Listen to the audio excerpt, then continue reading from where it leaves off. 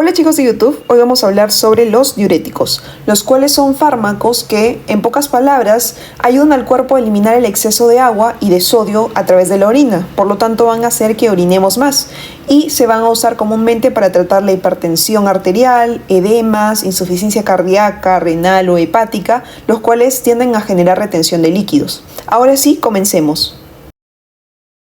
Para iniciar hablaremos sobre los inhibidores de la anhidrasa carbónica. La anhidrasa carbónica es una enzima que permite la reacción reversible de CO2 y agua y con ello, finalmente, la reabsorción de bicarbonato. Pero ya vamos a ver ese mecanismo. En este caso, los fármacos que son utilizados para los inhibidores de anhidrasa se utilizan para lo que es el glaucoma agudo, el mal de altura y la hipertensión intracraniana idiopática, debido a que disminuyen lo que es el humor acuoso. Para el mal de altura, la persona esté en una altura en la cual no puede respirar muy bien, empieza a generar una hiperventilación. Esa hiperventilación produce que empiece a liberar mucho CO2. Por lo tanto, va a estar la persona en un medio de alcalosis respiratoria. Por lo tanto, necesita ser compensado con una acidosis metabólica por parte del riñón. Entonces, el riñón, en lugar de reabsorber el bicarbonato, lo que va a hacer es excretarlo, de tal forma de que se acidifique el medio, es decir, el pH empiece a disminuir. Ahora, en torno a lo que es la hipertensión intracraniana idiopática, pues también disminuye el líquido cefalorraquídeo, por lo tanto, disminuye la presión intracraneal.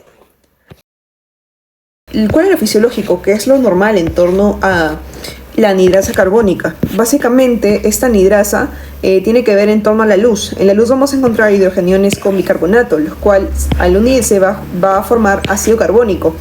Este ácido carbónico, por medio de la enzima anhidrasa carbónica de tipo 4, va a descomponerse en CO2 y agua. El CO2 es liposoluble, por lo tanto regresa hacia el túbulo. Ahí se va a encontrar nuevamente con el agua. Ahora, ambos van a unirse por medio de otra anhidrasa carbónica de tipo 2 que es formadora y van a formar lo que es el ácido carbónico nuevamente. Ahora, después esto se va a descomponer en bicarbonato e hidrogenón, es decir, es como un mecanismo inverso, ¿no? Ahora, acá ya se forma el bicarbonato, por lo tanto este bicarbonato tiene que empezar a salir, ¿no? Y este hidrogenión puede reciclarse en conjunto con ese transportador y metiendo sodio y saliendo hidrogeniones. Se recicla ese hidrogenión para volver al mismo mecanismo. Eso es lo que sería fisiológicamente. Sin embargo, cuando utilizo estos inhibidores de anhidrasa, esto ya no sucede, no tengo el CO2 que ingresa, ya no va a generarse este bicarbonato para que se pueda reabsorber. De los efectos adversos en torno a ello. Algunos de los efectos adversos es la hipopotasemia, hiperamonemia, con parestesias claramente, también cálculos de fosfato de calcio, acidosis e hipersensibilidad a las sulfanamidas.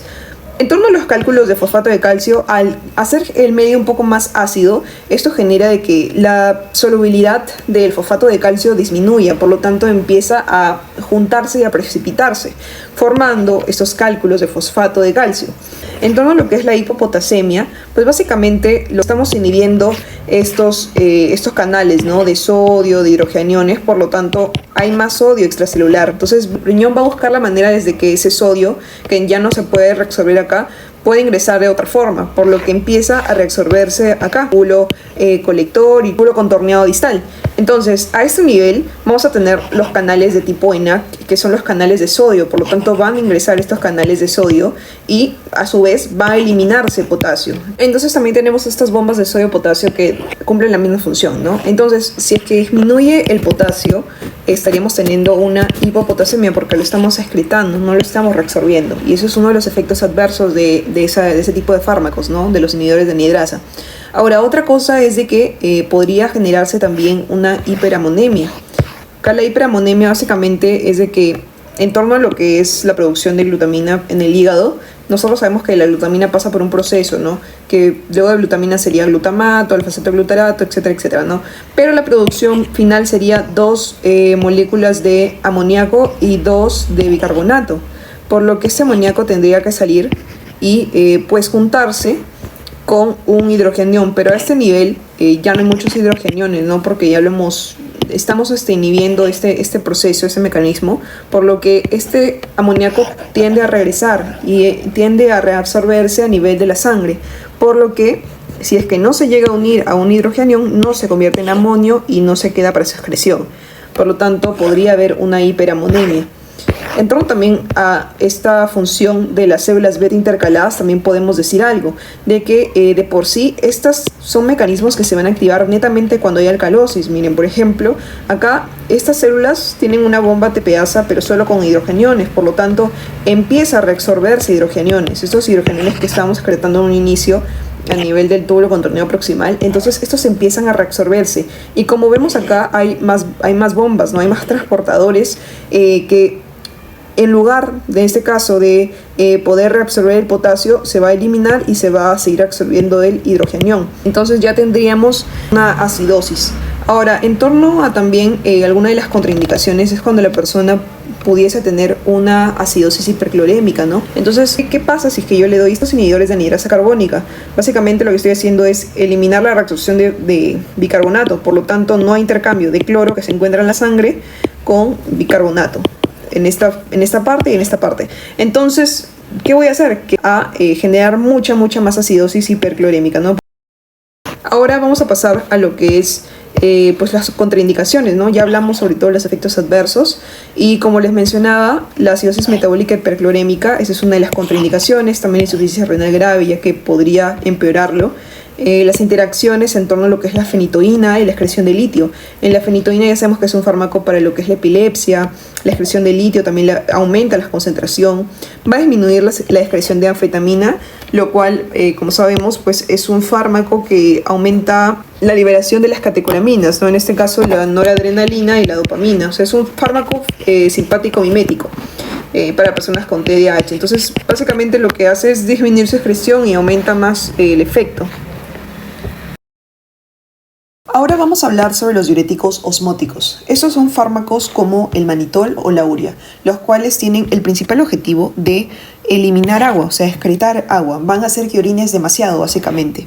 Entonces, ¿cuál es la función? Los fármacos como el manitol y la urea tienden a ser partículas osmóticamente activas. Eso quiere decir de que no se metabolizan fácilmente y tienden a quedarse a nivel intravascular, es decir, dentro de la sangre, en el plasma, de tal forma de que esto genera un aumento de la presión oncótica capilar y pues si ya sabemos esto, tienden a jalar agua, ¿no? Entonces van a jalar agua del espacio intersticial hacia el intravascular, de tal forma de que aumente el volumen sanguíneo y esto va a conllevar también a que aumente la presión sistémica. Ahora, el mecanismo de acción que estábamos explicando es ese, ¿no? Que es básicamente a través del suero y a través del filtrado glomerular, debido a que al aumentar la osmolaridad del líquido va a generar mayor unión al agua y esto va a producir mayor orina porque va a terminar filtrándose, ¿verdad? El 20 al 25% del gasto cardíaco va a filtrarse por el riñón, va a pasar por el riñón, ese flujo. Ahora, ¿para qué se utiliza? Básicamente se utiliza para la excreción intracraneal elevada o para tratar glaucoma agudo, para una excreción renal forzada de sustancias también, debido a que en el caso de la PIC, a nivel cerebral extrae el agua del intersticio, de las células intersticiales del cerebro hacia la parte vascular y pues de esa forma libera cierta presión y lo hace de igual forma para la presión intraocular, ¿no? Disminuyéndola.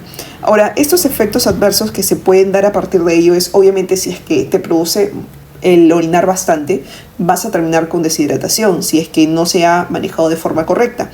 Ahora, si es que llega a un punto de que tus vasos sanguíneos ya no resisten y aumenta la presión hidrostática capilar demasiado, va a tender a salir el agua y esto podría generar un edema pulmonar.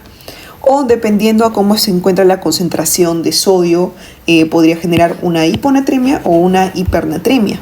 Ahora, en las contraindicaciones, pues no se le va a dar a pacientes con anuria o con insuficiencia cardíaca progresiva, debido a que si tiene anuria, pues obviamente tiene una insuficiencia renal detrás. Entonces, tú le estás dando mucho más volumen, el cual no va a poder excretar. Entonces, obviamente va a empeorar el caso. Ahora, en la insuficiencia cardíaca progresiva, pues obviamente tú estás aumentando la presión arterial sistémica porque estás aumentando el volumen sistémico primero para que luego sea excretado. Entonces, el corazón está recibiendo mucho más trabajo de tal forma de que podría sufrir una insuficiencia cardíaca si es que pues se utiliza de forma inadecuada. Ahora, las interacciones, este tipo de diurético va a interaccionar con otros diuréticos más, aumentando de igual forma la insuficiencia renal. Ahora vamos a hablar sobre los diuréticos de asa. Estos diuréticos actúan a nivel del asa ascendente gruesa de Henle. Bueno, no mencioné los osmóticos, pero estos pues actúan a nivel de la asa descendente fina de Henle, ¿no? Pero eso ya pasamos, ahora estamos en otros fármacos, ¿no? Ahora, en los diuréticos de asa, pues básicamente tenemos el grupo de las sulfonamidas. Las sulfonamidas, por ejemplo, tenemos a la furosemida, a la torsemida, a la bumetamida y también tenemos al ácido etacrínico, ¿no? Pero van a diferir en ciertas contraindicaciones o efectos adversos que podrían generar. Ahora, estos fármacos, ¿para qué son utilizados? Son utilizados para lo que es tratar la hipertensión, tratar edemas, tratar también diuresis para que la persona pueda excretarlo con mayor facilidad. Pero, ¿cuál es el mecanismo principal que se utiliza con estos fármacos? Básicamente, los diuréticos de asa lo que hacen es bloquear este cotransportador. Es el cotransportador de sodio potasio 2-cloro. Ahora, este utiliza un transporte activo primario, quiere decir que utiliza ATP, utiliza energía. Sin embargo, a su vez, lo fisiológicamente correcto, si es que no tuviésemos este fármaco, es de que este funcione y genere una energía adicional para que pueda pasar lo que es el calcio y el magnesio. Es decir, el calcio y el magnesio ingresan por un transporte activo secundario, ¿no? Donde utilizan la energía o la gradiente luminal que genera este cotransportador. Entonces, al inhibirlo, obviamente tampoco ya no se va a reabsorber ni el calcio ni el magnesio, por lo que todos estos iones van a ser excretados en la orina y van a disminuir. Entonces, básicamente, esos son los dos mecanismos que pues ejercen la inhibición de este cotransportador como la disminución de la reabsorción del calcio. Ahora, los efectos adversos que podemos recordar es que este baja todos los iones prácticamente. Genera una hipopotasemia, una hipomagnesemia, una hipocalcemia, hipocloremia, hiponatremia, o sea, baja todo. Lo que sí va a aumentar es la glucemia, aumenta la hiperuricemia, lo cual podría generar gota, ¿no? Y pues adicionalmente a eso también podría tener un efecto adverso de ototoxicidad, debido a que en lo que es la parte vascular del oído interno existen también estos cotransportadores de sodio de potasio 2-cloro, por lo tanto esta acción en específico con el ácido etacrínico, que es el que tiene más ototoxicidad, especialmente en ese, se podría producir y aumentar el riesgo de, ¿no? Ahora, como mencionaba, la hipocalcemia, y pues obviamente es un diurético, ¿no? O sea, te hace orinar, por lo que podría generarte una deshidratación, o al orinar disminuyes tu flujo sanguíneo, por lo tanto podría generarte una hipovolemia. Ahora, está contraindicado en pacientes con anuria, eso ya lo expliqué anteriormente. También por pacientes que tienen hipersensibilidad a las sulfonamidas, que eso también ya lo vimos, ¿no? O sea, estos fármacos son parte de esa familia, por lo tanto podría generar al paciente que ya tiene por sí una predisposición, una erupción cutánea o una nefritis intersticial, ¿no? Ahora, tampoco se le puede dar a personas con antecedentes de diarrea acuosa grave que pudo haber sido inducida por fármacos, especialmente también para el ácido etacrínico.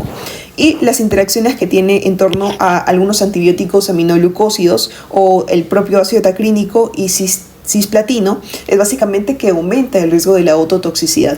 En torno a las interacciones con YECA y ARA2, básicamente podría generar una insuficiencia renal o una hipotensión. Recordemos que lo fisiológico es que la angiotensina 2 genere una vasoconstricción a nivel de la arteriola eferente, lo cual, si esta constricción es moderada, tendería a generar que ciertas proteínas o partículas se queden dentro del vaso de forma retrógrada, ¿no? En el vaso eferente, y aumente el llamado del agua para su filtración, aumentando la tasa de filtración en un primer momento, pero después, si esta constricción es severa, pues obviamente va a disminuir la tasa de filtración. Sin embargo, estos, como bloquean ese mecanismo, generan una vasodilatación, por lo cual aumentaría la tasa de filtración, pero esto podría ser contraproducente, recordando de que estamos interaccionándolo con diuréticos. Por lo tanto, este diurético está bajando mucho el volumen sanguíneo, por lo cual podría generar una insuficiencia renal debido a que está pasando mucha más sangre a un volumen mucho más grande en un tiempo mucho más rápido, por así decirlo, o podría generar cierto daño a nivel de las arteriolas, ¿no? O sea, generando una insuficiencia renal. Ahora, como mismo mencionábamos, pues este volumen ha sido disminuido por los propios diuréticos y podría generar una hipotensión. Por lo tanto, agrégale esa vasodilatación más poco volumen y vamos a tener insuficiencia renal. Ahora, con los AINES también podría haber otro efecto, ¿no? El disminuir la eficacia del ácido betaclínico. Recordemos que los AINES inhiben las prostaglandinas. Las prostaglandinas actúan a nivel de la arteriola aferente, vasodilatándola, por lo tanto aumentan la tasa de filtración glomerular. Sin embargo, este AINE disminuye la tasa de filtración, por lo que el ácido betaclínico es un diurético que queremos que orine, ¿no? Entonces, si básicamente queremos que orine, pero la tasa de filtración es disminuida, va a disminuir el nivel de orina, ¿no? O sea, no va a filtrar tanto, por lo tanto también disminuiría, pues como dice ahí, la eficacia de este diurético en combinación. Ahora, las contraindicaciones más específicas en torno a la anuria, pues todos están contraindicados, no se le puede dar ninguno de estos a un paciente con anuria. En torno a la hipersensibilidad con las sulfonamidas, contraindicación para esa familia, el coma hepático o agotamiento electrolítico grave. Lo más contraindicado sería la bumetanida, pero sí deberían tener precaución con los demás fármacos. En torno a los antecedentes de diarrea acuosa por medicamentos, está contraindicado el ácido betaclínico, pero de igual forma se debe tener cuidado con los otros. También podríamos recordar algunos de los efectos adversos distintos en torno a los diuréticos de asa con esta mnemotecnia, Go Panda, en los cuales pues tenemos la G de gota, O de ototoxicidad, P de potasio bajo, A de alergia, N de la nefritis, D de deshidratación y A de alcalosis. Esto básicamente por la hipersensibilidad a las sulfonamidas, ¿no? De lo que algunos efectos adversos que vimos anteriormente. Ahora vamos a hablar sobre los diuréticos tiacídicos. Estos actúan a nivel del túbulo contorneado distal de nivel proximal y su principal mecanismo de acción es la inhibición del cotransportador sodio-cloro, que a su vez genera un aumento de la reabsorción de calcio y lo hace a través de generar una gradiente luminal favorable para los mismos canales luminales de calcio. Pero esto debido a que al eliminar estos iones, el cuerpo empieza a generar mecanismos para que el sodio no se pierda totalmente, por lo que se activa el intercambiador de sodio-calcio o el intercambiador de sodio-potasio, de forma de que ingresa sodio y sale calcio, ingresa sodio y sale potasio. Ahora, al salir este calcio, el cuerpo activa otro mecanismo para que lo vuelva a recuperar, por lo tanto empieza a aumentar su reabsorción. Sin embargo, esto no sucede con el potasio y se excreta en mayoría. Por lo tanto, uno de los efectos secundarios o adversos es la hipopotasemia por la pérdida de potasio. Ahora vamos a hablar sobre qué indicaciones, para qué se utiliza este tipo de fármacos. Obviamente, si es que vamos a eliminar cierto volumen y disminuir a nivel del sistema circulatorio la presión, pues obviamente estamos hablando de pacientes hipertensivos. Ahora, también se puede utilizar para ¿quiénes? Para pacientes con edemas, ya sea de origen cardíaco o de origen hepático, como en la cirrosis o en la insuficiencia cardíaca congestiva. También se puede utilizar para pacientes con diabetes insípida nefrogénica, pero hay que tener una consideración en ello que voy a explicar más adelante. En torno a los mecanismos de acción son los dos mencionados, sin embargo también podemos decir que generan una hiperpolarización tanto de las células musculares lisas, generando una vasodilatación, y también de las células beta pancreáticas, disminuyendo la liberación de insulina. Ahora, en torno a los efectos adversos, algunos se van a compartir con los diuréticos de tipo ASA y otros no, claro está. Pero los que se comparten van a ser los siguientes: una baja en el potasio, hipopotasemia, hipomagnesemia, hipocloremia e hiponatremia. Sin embargo, la diferencia radica acá, que los diuréticos de ASA generan una disminución del calcio, por lo que estos generan una hipocalcemia. Sin embargo, los diuréticos tiacídicos lo que hacen es generar una hipercalcemia, por lo mismo que aumentan la reabsorción. Entonces, eso es uno de los efectos adversos más importantes de los diuréticos tiacídicos y que lo podría diferenciar de los demás. Asimismo, podemos recordar de que estos tiacídicos tienen los siguientes efectos, como hipergluc, la G de hiperglucemia, la L de hiperlipidemia, la U de hiperuricemia y la C de hipercalcemia, ¿no?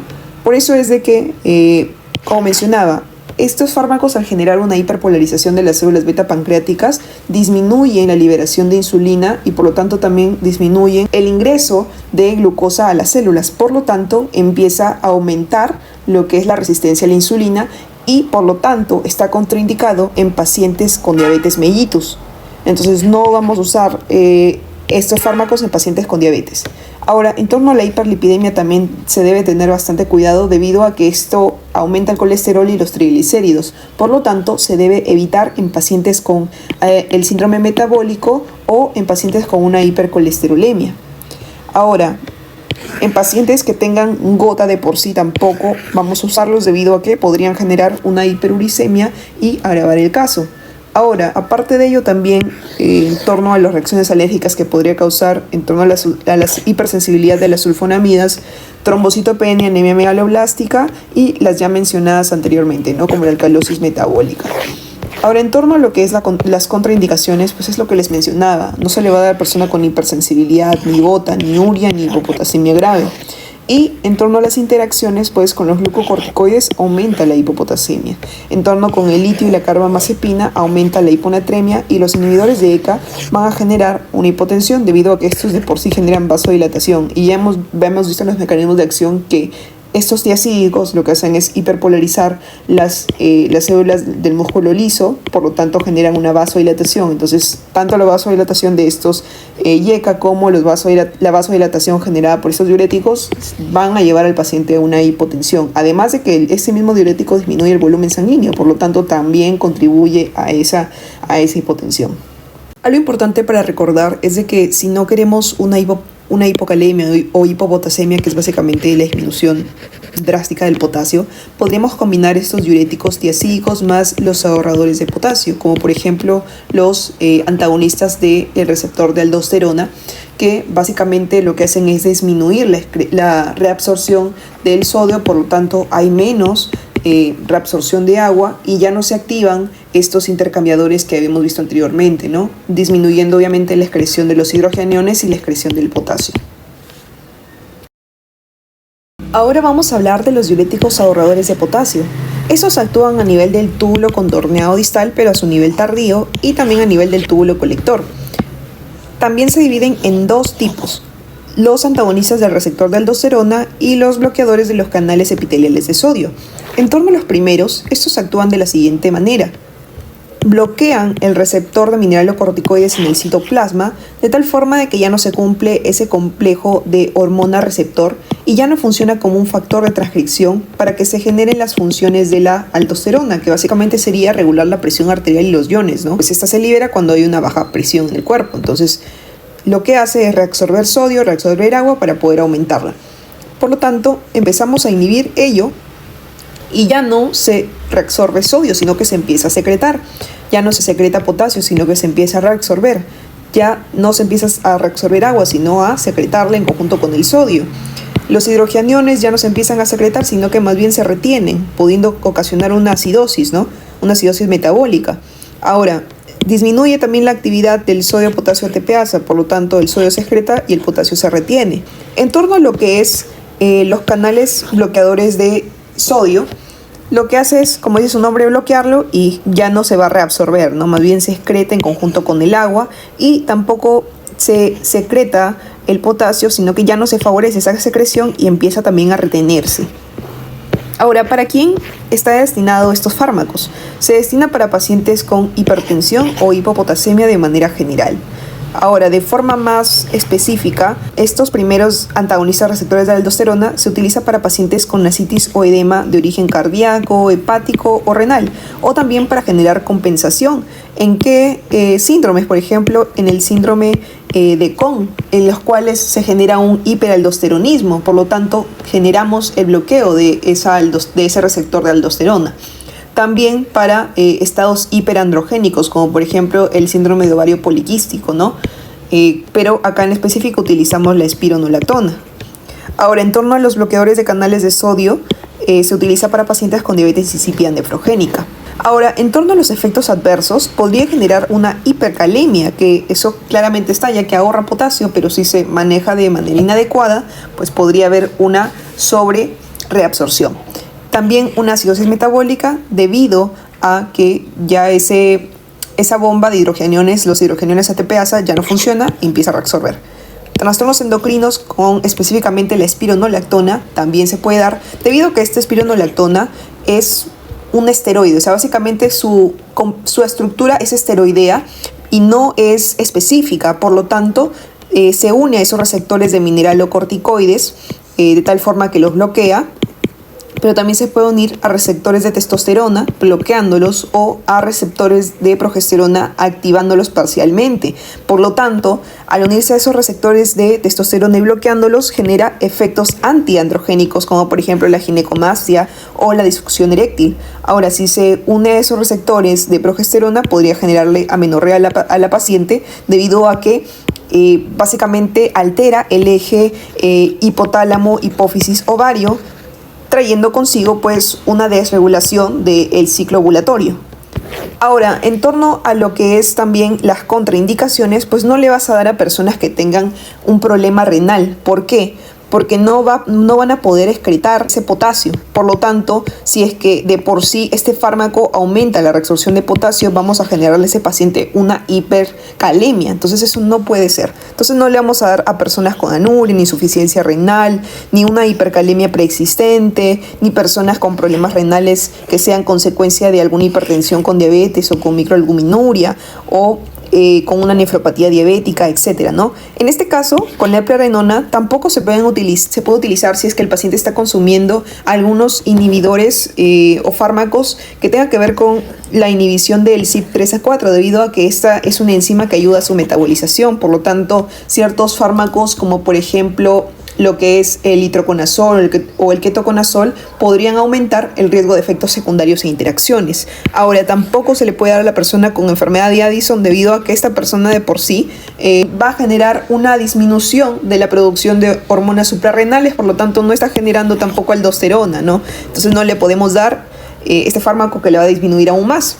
Ahora, al paciente que esté tomando YECA podría generarle una interacción que pueda aumentar el riesgo de una hipercalemia, ¿no? Esto también se puede generar debido a que los YECA tienen un efecto similar, por así decirlo, a los bloqueadores del receptor de aldosterona, ya que enzima convertidora de angiotensinógeno lo que hace es producir angiotensina 2.